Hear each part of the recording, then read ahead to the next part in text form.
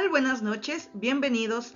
a este video educativo en el marco de nuestra materia Seminario de Profundización en Técnica de Argumentación e Interpretación Jurídica a cargo de nuestro facilitador, el Dr. Ahmed López Jiménez, dentro de nuestro doctorado en Derechos Humanos y Litigación Oral. Su servidora, Marta Patricia Vázquez Báez, del grupo DDHYLO9J, el día de hoy les hablará sobre la sentencia de amparo 159/2017-cuarta. Tomando en consideración la dinámica que hemos tenido a lo largo de todos nuestros ejercicios previos, el día de hoy planteamos como agenda de trabajo una introducción, una breve reflexión sobre lo que es la fundamentación y motivación con relación a la argumentación jurídica, los datos generales de la sentencia que proponemos analizar para fines prácticos,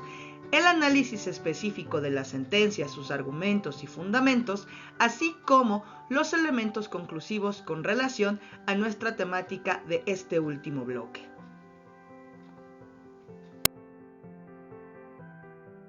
De esta manera, a manera de introducción, resulta indispensable el plantear que cuando nosotros hablamos de la actividad jurisdiccional y la argumentación jurídica, indispensable es tomar en consideración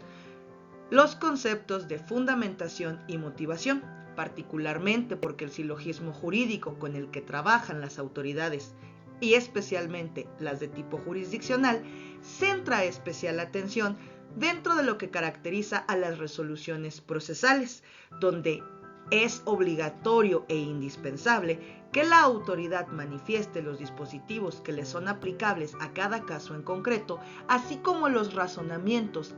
que lo llevaron a tomar una u otra decisión. Desde esta perspectiva se advierte que si bien es cierto lo más usual es que la fundamentación y motivación se refiera a la emisión de las sentencias, no es el único elemento de orden público en donde es menester aplicar estos aspectos, particularmente porque se trata de una obligación de todas y cada una de las autoridades en el marco de sus competencias. Tomando en consideración estos aspectos, vamos a centrarnos el día de hoy en la fundamentación y motivación desde la óptica de la obligación de las autoridades y especialmente las de tipo jurisdiccional.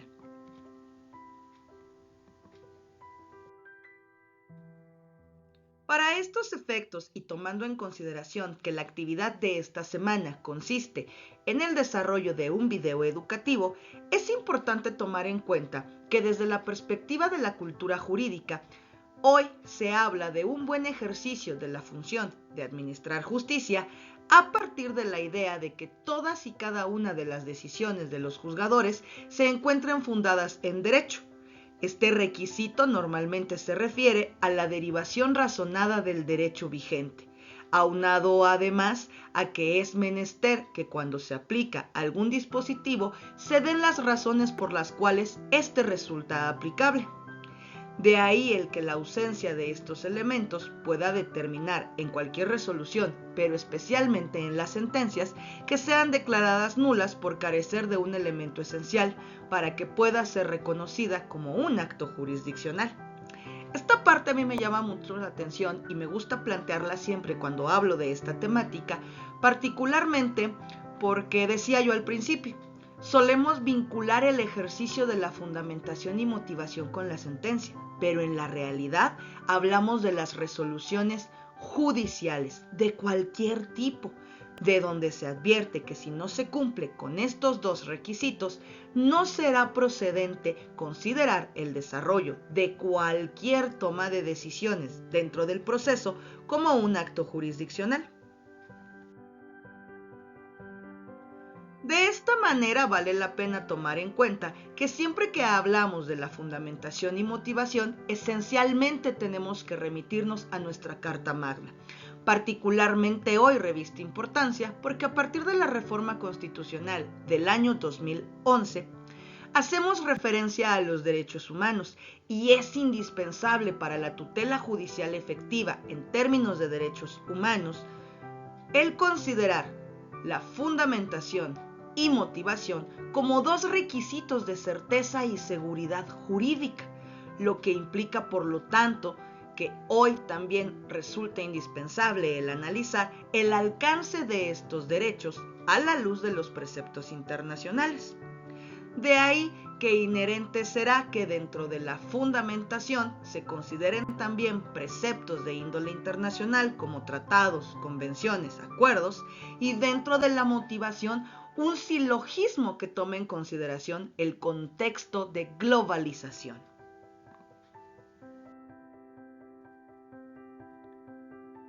Para efectos de nuestra temática del día de hoy, quisiera precisar los dos conceptos de los que estamos trabajando: fundamentación y motivación. Por un lado, la fundamentación se va a referir a la aplicación de leyes y normas aplicativas a cada caso en concreto, que forma parte de la resolución que dictará un juzgador para resolver cualquier elemento dentro del proceso. Nótese aquí que esencialmente cada vez que se habla de establecer los preceptos a los que debe acudir el juzgador, inherente será que éste tome en cuenta siempre lo dispuesto por el artículo 14 constitucional, que se refiere en particular a las prohibiciones de los juzgadores respecto al uso de la analogía o la mayoría de razón. Asimismo, se advierte en el área civil que la legislación se deberá dictar conforme a la letra y a la interpretación jurídica de la ley, lo que implica, por lo tanto, que siempre que el juzgador haga una motivación, tendrá que recurrir de manera expresa a lo determinado por los dispositivos legales, y cuando estos no resulten eficaces o en sus defectos sean inexistentes, a los principios generales del derecho. Adicionalmente, hay que tomar en consideración que el artículo 17 de la misma Constitución hace referencia al derecho a la administración de justicia, que retoma nuevamente la idea de la protección de derechos humanos bajo la tutela judicial efectiva de la que habla la Declaración Universal de los Derechos Humanos, el Pacto Internacional de Derechos Civiles y Políticos y, por supuesto, la Convención Americana de Derechos Humanos. Particularmente porque cuando se habla de este derecho a la administración de justicia, se refiere siempre a los tribunales expeditos. Por tanto, siempre será indispensable que parte de la fundamentación y motivación de los órganos jurisdiccionales tome en consideración un análisis de la competencia, la jurisdicción, de donde se va a derivar la legalidad, particularmente en el ejercicio y práctica de notificaciones.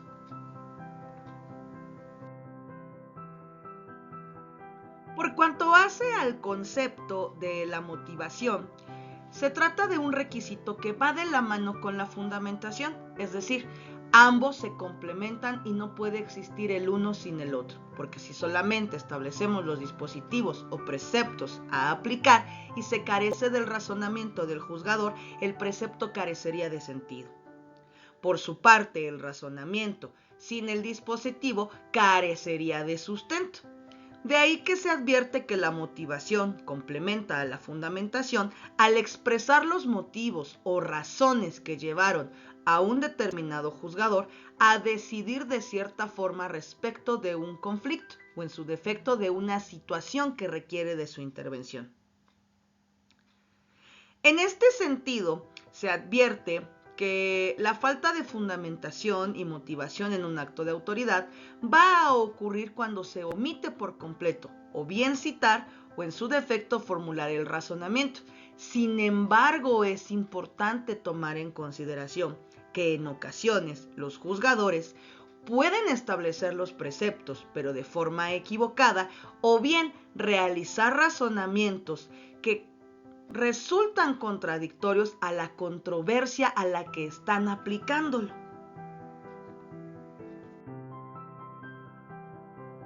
Establecido lo anterior, nosotros pretendemos analizar la sentencia de juicio de amparo 159/2017 cuarta, particularmente porque encontramos un gran desglose de ejercicio de fundamentación y motivación que, como hemos analizado dentro de los apuntes del bloque y nuestras lecturas base, forma elementos indispensables de la argumentación jurídica. Pero además porque pretendemos que ustedes adviertan de manera muy puntual y precisa si en este caso existe o no un análisis adecuado de los preceptos y de los hechos controvertidos, o bien si existe una falta o una indebida interpretación. Bajo estas ideas, nuestro juicio de amparo es el 159/2017, el juzgado es el tercero de distrito en el estado de Veracruz, nuestro juzgador fue el licenciado Anuar González Emadi, la secretaria que dio fe fue la licenciada Adela Márquez Hernández y la emisión de la sentencia fue de fecha 22 de marzo de 2017. Vamos a proceder ahora a realizar un análisis de la sentencia en comento bajo criterios de fundamentación y argumentación. Particularmente, como hemos establecido al inicio de nuestra explicación teórica, siempre es importante tomar en cuenta la competencia y la jurisdicción, elemento que en la sentencia se analiza de forma muy puntual al establecer que el tercer tribunal resulta competente en términos del artículo 35 y 37 de la Ley de Amparo, así como por lo dispuesto por el Acuerdo General 3/2013 del Pleno del Consejo de la Judicatura. Además, se toma en consideración que para efectos de una sentencia de amparo, se debe estar a lo dispuesto por el artículo 74, fracción primera de la ley de la materia, de donde se desprende como un requisito formal que siempre se precise el acto reclamado, el cual recae en el auto de formal prisión de fecha 23 de enero de 2017, que se emitió dentro de la causa penal 83/2016. Así como la ejecución de ese auto. Cabe advertir que un punto trascendental que analiza nuestra autoridad de amparo versa sobre la suplencia de la queja, porque inicia emitiendo razonamientos jurídicos en términos de los derechos humanos, pero particularmente orientándose a la igualdad para el procesado y la víctima y la toma de consideración de la minoría de edad, de donde desprende además la obligatoriedad que hoy tienen los juzgadores de tomar en consideración el interés superior de la infancia. De ahí que además tome en cuenta artículo 1 y 4 de la Constitución Política de los Estados Unidos Mexicanos, de donde se desprende que a la luz del día de hoy tenemos que tomar en cuenta la protección de los derechos humanos, la interpretación conforme y por supuesto la aplicación de la norma más favorable. De ahí que correlativo al artículo 217 de la Ley de Amparo se suman dos jurisprudencias en atención a la igualdad procesal del procesado y de la víctima, que tienen, conforme al artículo 20 constitucional en sus respectivos apartados B y C, y una jurisprudencia con relación a la obligatoriedad de tomar en cuenta este interés superior de la infancia, de donde se desprende que todas las autoridades deben velar por priorizar siempre la protección más amplia a los derechos de los niños, niñas y adolescentes. Sin embargo, algo que analiza nuestra autoridad de amparo es que en la materia penal, esta protección del interés superior del menor nunca puede implicar el tener por acreditado un delito que no satisface los elementos del tipo penal, porque se debe velar por la protección de los menores, pero no se puede generar un perjuicio violentando el debido proceso, así como las formalidades esenciales que deben de regir, para lo cual toma en consideración una jurisprudencia bajo el rubro I, novena, página 76 de la 10ª época, donde nosotros podemos advertir el límite que se establece a la interpretación de este interés superior del menor en la materia penal. Respecto al fondo, el primer criterio que a nosotros nos interesa abordar es aquel que se refiere a que no se tienen por acreditados los extremos del tipo penal de pederastia, que fueron los que dieron lugar a la emisión del auto de formal prisión, que hoy nosotros, en términos de la progresividad y de los dispositivos con relación a la reforma en materia de seguridad y justicia del año 2008, tendría la calidad de vinculación a proceso o bien un símil con la prisión preventiva. Bajo estos supuestos encontramos que el Ministerio Público centró su auto de formal prisión cuando fue solicitado en el tipo penal de pederastia, haciendo hincapié en la modalidad de abuso sexual a un menor, donde se advierte que sin llegar a la cópula o la introducción vaginal, anal u oral, se abuse sexualmente de un menor, agraviando la integridad física o moral, donde además se advierte que se debe encontrar una situación de aprovechamiento de un estado de indefensión, ignorancia, necesidad económica o alimentaria, o en su defecto el estatus de autoridad. Sin embargo, desde aquí nosotros podemos advertir de la narrativa de la víctima del delito que en realidad el Ministerio Público erró al tomar en consideración la hipótesis por la cual dio lugar a la investigación y a su solicitud de auto de formal prisión, particularmente porque un punto de la narrativa de la declaración de la víctima establece que le introdujeron los dedos debajo del calzón y en la vagina, donde entonces estaríamos en los supuestos del primer párrafo de este artículo 182 del Código Penal para el Estado Libre y Soberano de Veracruz, que advierte a quien con consentimiento o sin él introduzca vía vaginal, anal u oral el órgano sexual o cualquier otra parte del cuerpo distinta al pene. Algo que se le fue a nuestro Ministerio Público y que dio lugar a este amparo. ¿Por qué? Porque de manera correlativa, cuando el párrafo segundo habla del abuso sexual, tenemos que remitirnos a lo que señala nuestro Código Penal. El mismo Código del Estado Libre y Soberano de Veracruz advierte a quien sin el consentimiento de una persona mayor de 18 años y sin el propósito de llegar a la cópula, ejecute en ella un acto erótico sexual o lo haga ejecutarlo. Si la víctima fuera incapaz de comprender el hecho o por cualquier causa no pudiera resistir, se impondrán de 5 a 10 años de prisión y multa de hasta 250 días. En el caso en comento, esta incapacidad se deriva de la propia minoría de edad. Bajo esta premisa hay que tomar en consideración que la autoridad de amparo advierte que no se satisfacen los supuestos del abuso sexual, primero que nada porque la víctima en ningún momento manifiesta que el quejoso fuera la persona que realizó algún acto en específico sobre de ella, además de que los atestes de cargo entran en contradicción respecto a quién hizo qué.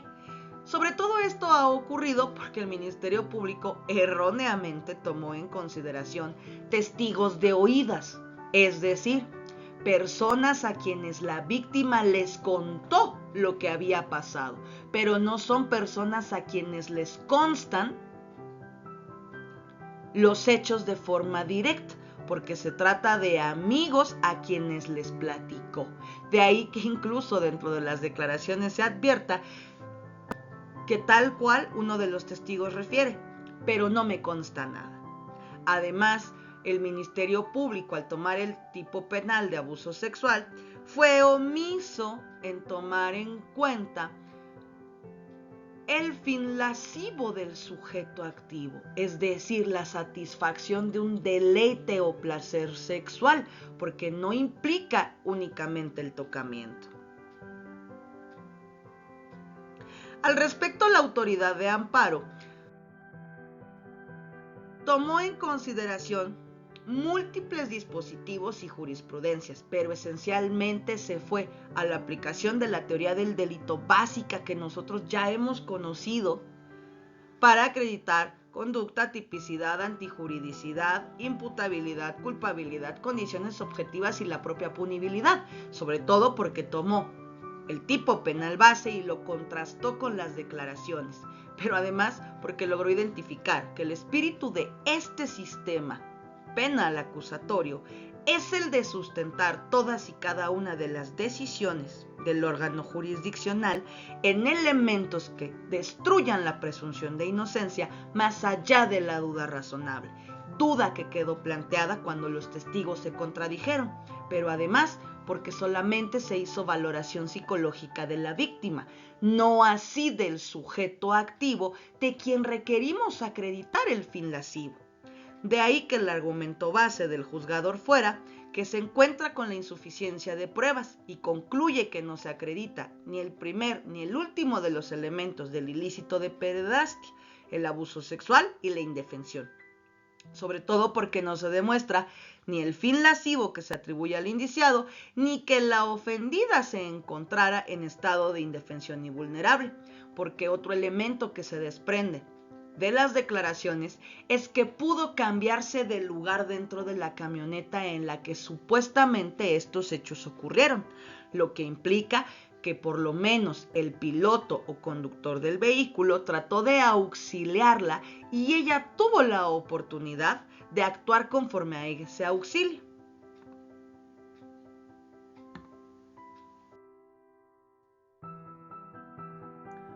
Otro elemento que toma en consideración es que si bien se acreditaron los extremos objetivos del tipo penal base, no se acreditaron los extremos subjetivos y por lo tanto tampoco se satisfacieron los requisitos de forma del artículo 19 de la Carta Magna, que refiere a la necesidad de contar con datos suficientes que acrediten la existencia del hecho y la probabilidad de participación, excediéndose así en su consideración respecto a su solicitud de auto de formal prisión y por supuesto el juzgador al haberlo otorgado, porque se atentó contra la seguridad y certeza jurídica, contra el debido proceso y contra la presunción de inocencia. A modo de conclusión, nosotros podemos observar que en este caso nos encontramos frente a una indebida argumentación, particularmente porque el Ministerio Público tomó completamente erróneo el tipo penal del cual partir, porque no tomó en cuenta las manifestaciones concretas de la víctima, de donde se desprendió una deficiente investigación al no ordenar actos con relación al sujeto activo. Además de que tampoco fue congruente en sus argumentos por no haber evidenciado las contradicciones de los atestes y por supuesto dejó pasar estas contradicciones exponiéndose a una solicitud de auto de formal prisión donde el juzgador tomó en cuenta todos esos medios de prueba y los valoró de forma parcial porque en ningún momento tomó de forma conjunta conforme a otro requisito del que no hablamos el día de hoy, pero que tiene relación directa, la exhaustividad de las resoluciones judiciales, porque no analizó a detalle cada uno de los medios de prueba. De esta manera encontramos que sus razonamientos parten de un análisis incorrecto de los hechos y las circunstancias materia del hecho delictivo, lo que dio lugar a una indebida fundamentación y motivación.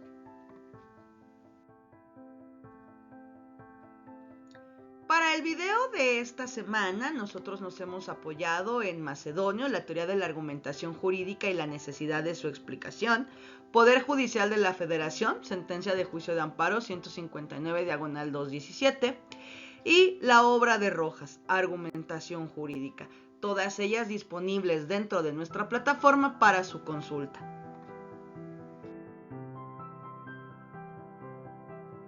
Como siempre, agradecemos su atención a nuestras cápsulas educativas y nos reiteramos a sus órdenes en el número